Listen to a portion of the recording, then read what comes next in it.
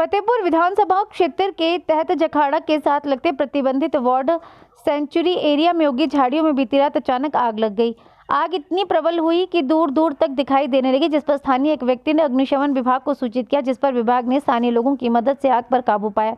इस बारे में सोमवार आज सुबह करीब 10 बजे जानकारी देते हुए पर्यावरण प्रेमी मिल्खीराम शर्मा ने कहा, जिस भी व्यक्ति ने आगजनी की घटना को अंजाम दिया है वो निंदनीय है।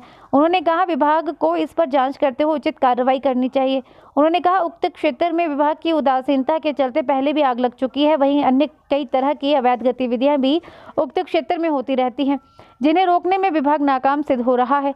उन्होंने कहा आग लगाने के पीछे क्या मकसद रहा होगा ये तो जांच के बाद ही सामने आएगा, लेकिन इतना तो जरूर है कि आजकल लाखों की तादाद में प्रवासी पक्षी उक्त क्षेत्र में पहुंचे हुए हैं, जिनकी सुरक्षा के लिए वन्य प्राणी विभाग की टीमें दिन रात तैनात रहने का विभाग दम भर रहा है। उन्होंने कहा अब विभाग को नहीं बल्कि माननीय उच्च न्यायालय से ही अपील की जाएगी। पर मैं अनाज कुमार सर, फायर चौकी फतेहपुर। हमें दूरभाष सरकारी नंबर पर जहां से नवनीत ने फ़ोन किया कि हमारे जखाड़ा में जहां पर सूखी घास में आग लगी है, तो हम लोग आए। मैं और मेरी टीम जहां पर आई और हमने काफ़ी जहां पर जो अपने भाई लोग खड़े थे, स्थानीय लोगों की सहायता से हमने आग पर पूर्ण रूप से काबू पाया। ठीक जी सर। सालों से इनके आगे बार बार प्रार्थना कर रहा हूँ कि यहाँ पर भाई कम से कम भी 80 हेक्टेयर में चारों तरफ जो है प्लांटेशन लगी थी, लोगों ने भी सेव किया था।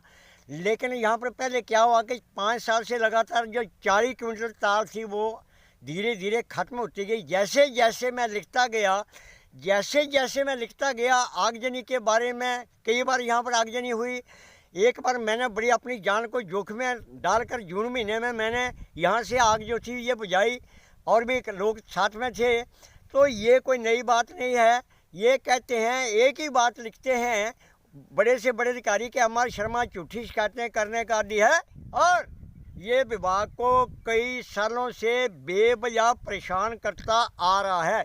तो ये जहाँ पर ये जो कल रात को जो आग लगी थी, ये जो थे कोई कर्मचारी यहाँ पर नहीं आता है। मैडम साहब वहाँ 2 ये 8 जून को पहले भी यहाँ पर आगजनी के बारे में ये इंक्वायरी हुई थी और उन्होंने मुझे आप शब्द भी कहे थे, मैडम साहब है, मैं नाम नहीं ले सकता, तो वो उनकी पता नहीं कहाँ पहुँचे है।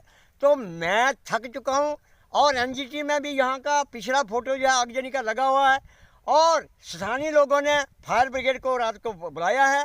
जब मैंने कर्मचारी को एक को फ़ोन किया तो वो अपने घर पर वो आते ही नहीं, यहाँ पर वो आते, मैं कई बार कह चुका हूँ। तो अब यहाँ का या तो ईश्वर खाला है और अब इस मामले को ये जो है मैं इनको नहीं लिखूँगा। ये जो जितना भी हो रहा है ये वीडियोग्राफी और ये फोटोग्राफी या नेशनल ग्रीन ट्रिब्यूनल को के चेयरमैन का ये जो सबसे बड़े वो हैं न्यायाधीश हैं उनको भी लिखूँगा और माननीय हाई कोर्ट के चीफ जस्टिस साहब को लिखूँगा। अब मैं इनको नहीं लिखूँगा और ये मामला बड़ा खतरनाक है।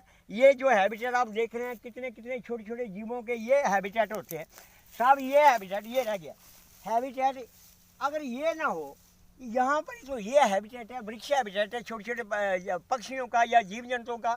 अब यहाँ पर कितने जले कहाँ गए ये मुझे पता नहीं, लेकिन स्थानीय लोगों की जागरूकता से काफ़ी हिस्सा बच गया और काफ़ी जल गया और ये बड़ा बहुत ही अफसोसजनक बात है।